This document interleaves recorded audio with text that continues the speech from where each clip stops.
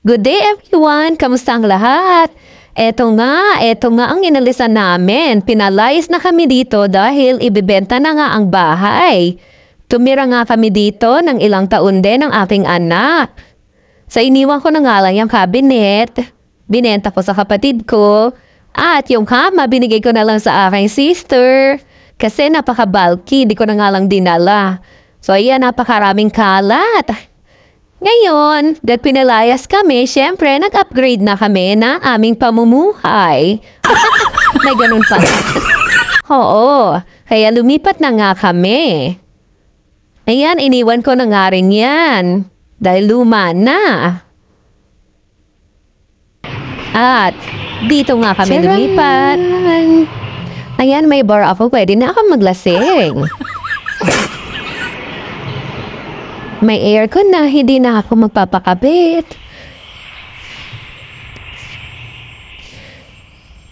Hintayin natin yung bar. Sigurado dito, Johnny Walker ilalagay ko. Dito, isang kalok tuwa ligo. Diyan, mga collection ko, nag-wine glasses.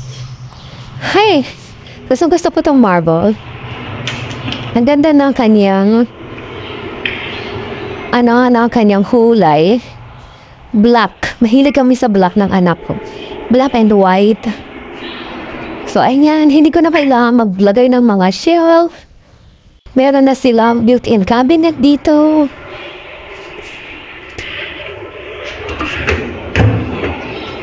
Ayan. Nilinisin ko pa. Medyo magdum palagi. Yan, so may lalagyan na ako. Mga gamit. Extra wine glasses. At ito naman ang CR. Ang linis. Mabait yung may-ari kasi. Oh my God. Puyat. Puyat ka pa. Yan papi. Sige. Akyat tayo sa taas.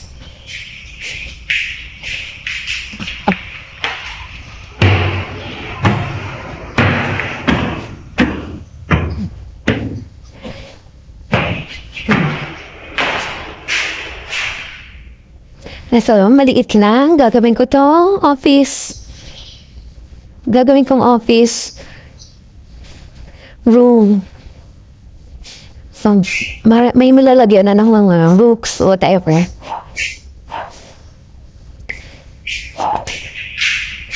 Ito room ng anakis ko. Ayan, may built-in cabinet na rin.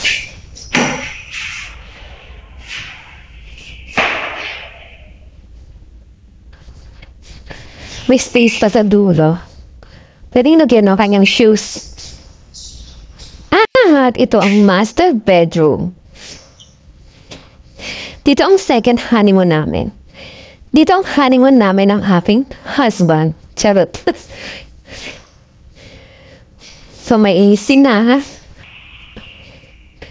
At may built-in cabinet. Ang laki ng built-in cabinet na makulit ang husband ko. Kapag makulit ako, pwede akong hilagay dito. Oh, ang laki ng built-in cabinet.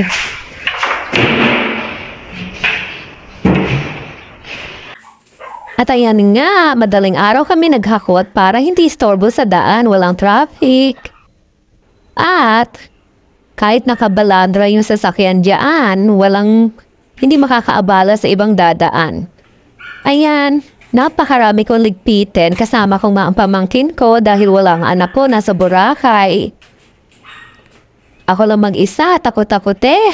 Kaya sinama ko ang pamangkin ko. Diyos ko, napakarami kong ligpitin. Nakikita niyo ba yan? So, inayos ko nga muna yung bed para may tulugan kami ng anak ng aking pamangkin. Ayan, to the linis nga ang person. 2:00 na yata ng madaling araw yan. Oo. At ang ending, siraan naman pala ang aking bed frame, Mariosep. Dilinis ko pa.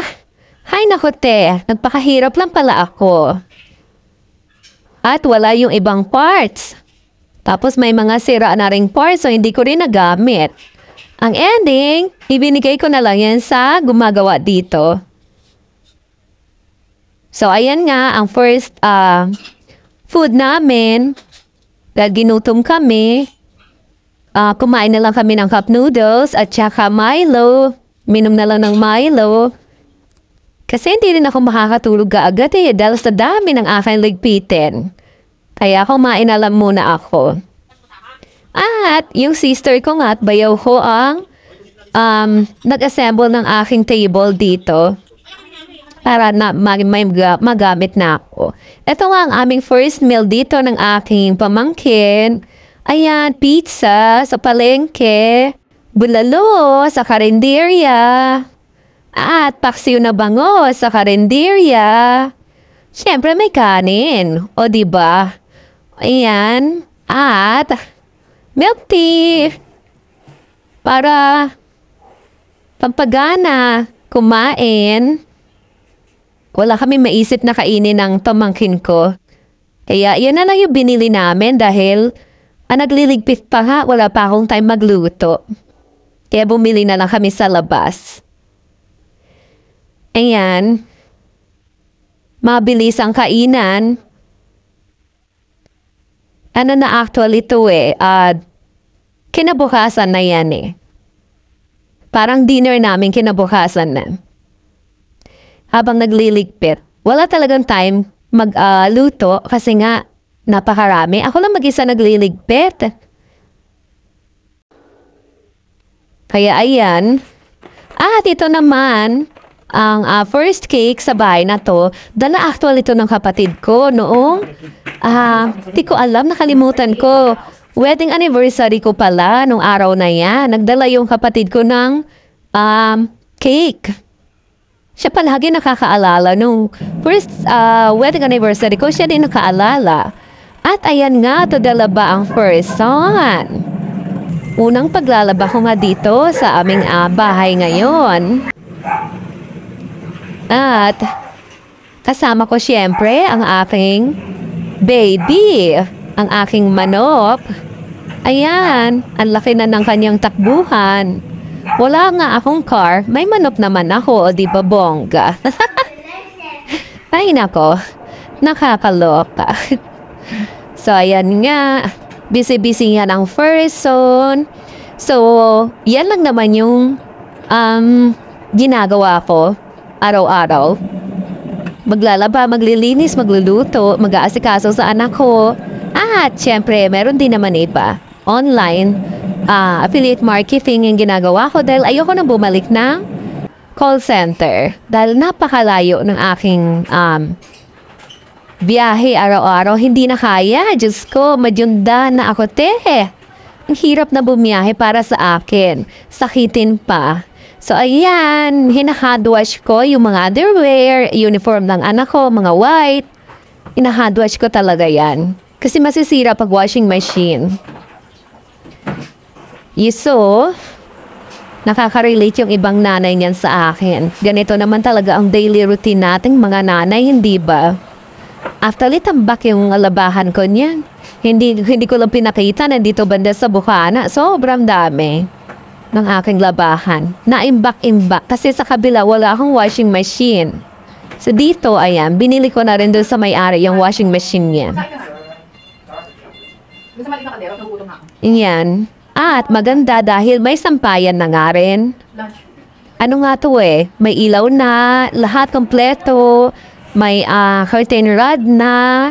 Meron ng heater, meron ng aircon, yung living room at saka yung master bedroom at may heater yung banyo ng master bedroom which is kailangan ng asawa ko.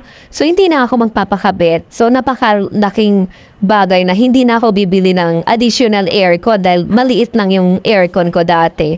Napunta naman sa room ng anak ko. At yan nga, yung tinirhan namin dati, halos kasing laki lang nitong garahe ko ngayon. At nakakalungkot lang dahil nga Ang laki-laki ng garahe ko, wala namang nakapark na sasakyan. Mano ko lang, nakikinabang dyan at ang aking mga sampay. So, ayun nga, dahil nga, pinaalis na kami doon sa tinitirhan namin, nag-upgrade na rin tayo. Dito kasi mas safe, yun kasi open kasi yun eh. Mas safe dito, kumpara doon. Ayun nga, may ano na siya, close gate niya, dated na siya. So, ang anak ko gumagawa ng kanyang banana smoothie. Dahil nagda-diet-dietan yan, gusto niya yung mga ganun lang yung pagkain niya. So yeah, napakarami kong buti na lang may washing machine na. Ang hirap mag-hand wash na nasusugatan ako. Lalo na yung paggagamit ka ng Clorox, Mariosep. Kailangan may gloves. Pero wala akong gloves, so kaarte-arte. Ay, sige lang. Magkamay na lang. Lalo na yung mga medyas, pinaka-hit ko yung medyas na yan. Laban, kailangan pang i-Zornrox para makuha yung mga mancha. At kailangan talagang kamayin, hindi pwede sa washing machine, di ba? So yan, medyo ma-OT ako pag naglalaba ako, kailangan. Pare-pareho yung nakasampay. Pare-pareho yung nakalagay sa hanger, kung white-white, kung underwear. Ay, nako. So, ayan nga, guys, I am just sharing you my daily routine dito sa aming bagong bahay. Sipag-sipagan ako dito dahil wala naman ibang gagawaan yan para sa akin. At, ang totoo niyan, wala naman talaga akong pambayad sa makakasama ko sa bahay. As kung paggagawa niyan, kaya wala akong choice kung hindi gawin lahat ng yan. Nagugutom na nga ako. Kaya kakain nga muna ako dahil hindi pa ako nagbe-breakfast. Ayan, titikman ko nga yung banana smoothie ng anak ko. Kung gaano ba kasarap yan. Pag ako kasi gumagawa, sinasabi niya masarap.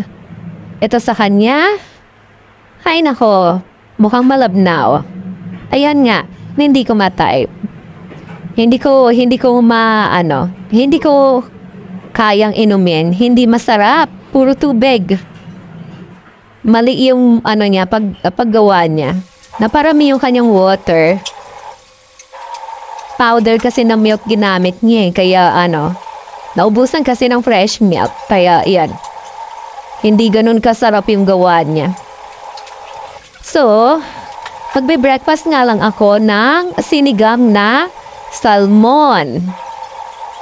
Dahil kapag jumujunda na tayo, ayaw natin na palaging prito. Ang anak ko gusto ganyan, puro fried, mga frozen food. O kung may isda man, prito, ako, nagsasawa ako. Gusto ko mga sinigang, gusto ko may sabaw. Kaya yan. At, syempre may dessert tayo, bigay ng aking sister-in-law. At ito pa yung aking bedroom. So, wala pa nga akong kama, kaya sa sahig ako natutulog. At, ayan nga, dito din ako gumagawa ng aking mga online work, kagaya ng aking affiliate marketing sa Involve Asia. So, ayan, dito ako nagtatrabaho sa tapat ng aircon kasi napakainit ngayon, summer pa. Wala pa nang kagamit-gamit dahil inuunti-unti ko. Dahil, sa totoo niyan, wala naman talaga akong pambili pa ng mga gamit Kaya, kung ano yung meron, yun na lang muna pinagtsatsagaan kong gamitin Ang importante, merong roof over our head, may pagkain araw-araw, may tulugan, diba? So, ito nga lang ang ginagawa ko. Involve Asia, affiliate marketing. Sumeldo na ako dyan, kaya pinagtsatsagaan ko. Manhit lang. Mga side hustle na side hustle ko lang. Pero, kakatulong din pang grocery. So, habang ginagawa ko nga yan, ganyan ko lang yung ginagawa. mag-share lang ako. Shopee, usually yung sinishare ko. Gusto ko yung Shopee. Kasi hindi siya ganun ka-complicated gawin. So, isi-share ko lang yung link sa Shopee and then ipipaste ko dun sa Involvatia. Dashboard ko yung link doon and then mag-generate ng link and then ipopost ko naman sa page ko, sa Facebook page ko. So, kapag may nag-click, may bumili nun, at napunta sila doon sa Shopee, pag may bumili, magkakaroon ng conversion, magkakaroon ako ng commission. So, yun na yung magiging sweldo ko. So, ayan. Ganyan lang pag ang ginagawa ko. Abang gumagawa, nasa isang bar na manonood ako ng ano ba yan? Yung mga immigration staff, yung mga border, yung mga ini-interview nila sa airport. May mga daladalang kung ano-anong hindi dapat dalhin, mga pagkain, pinagbabawal yan. Yung mga fraud, yung passport, ayan. So, ganyan lang ang ginagawa ko. Ayan nga, gabi na. Inaabot ako ng gabi, nawiwili ako. Kasi di ba mahilig tayo mag-shopping. So, nawiwili ako sa mga inaano ko. Diyos ko, naglalaway ako. Gusto ko lahat bilhin. So, ito nga lang yung ko. Ito lang yung aking dinner. Skyflakes at saka Milo. Kasi wala akong ganang kumain.